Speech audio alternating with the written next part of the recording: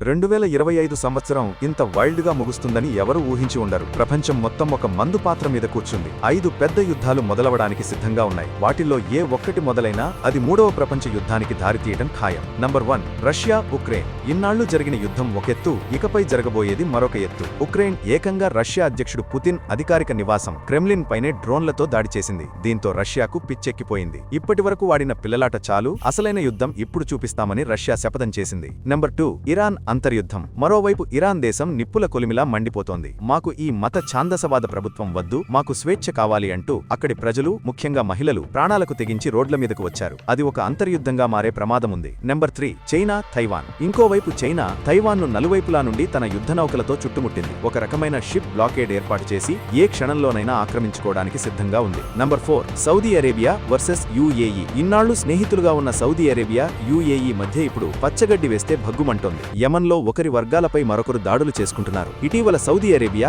యుఏఈకి సంబంధించిన 2 నౌకలను బాంబులతో పేల్చేసింది. Number 5 America. వీటన్నింటితో పాటు Trump మామ కూడా ఖాళీగా లేడు. వెనిజులా లాంటి దేశాలను చుట్టుముట్టి తన పవర్ చూపిస్తున్నాడు. మరి ఈ గందరగోళంలో మన భారతదేశం ఏం చేస్తోంది? ఇండియా చాలా ప్రశాంతంగా సరైన సమయం కోసం వేచి చూస్తోంది. ప్రపంచ దేశాలన్నీ ఈ యుద్ధాలతో బిజీగా ఉన్నప్పుడు 2026 నాటికి పాక్ ఆక్రమిత కాశ్మీర్, పీఓకే మరియు బంగ్లాదేశ్ విషయంలో తన ఓపెనింగ్ మొదలుపెట్టడానికి సిద్ధమవుతోందని విశ్లేషకులు భావిస్తున్నారు. చూశారుగా ప్రపంచం ఎంత ప్రమాదకరమైన స్థితిలో ఉందో. ఈ 5 యుద్ధాలలో మన ప్రపంచానికి అత్యంత ప్రమాదకరమైనది ఏదని మీరనుకుంటున్నారు? మీ అభిప్రాయాన్ని కింద కామెంట్స్లో తప్పకుండా చెప్పండి. ఈ విశ్లేషణను అందరికీ చేరేలా షేర్ చేయండి. జై హింద్.